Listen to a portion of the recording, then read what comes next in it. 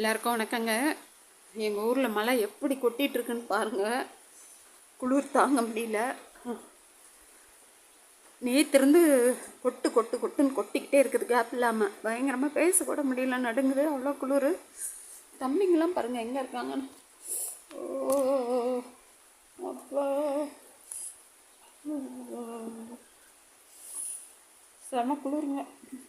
பனி ஒரு பக்கம், குளிர் ஒரு பக்கம். குட்டிங்களாம் எப்படி தான் இருக்குமா? உள்ளே விட்டால் எல்லாம் யூரின் போயிடுறாங்க.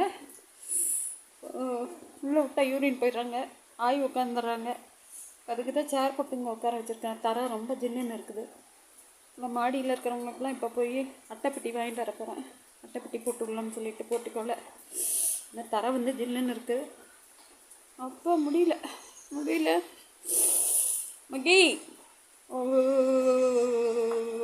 மகி வருது.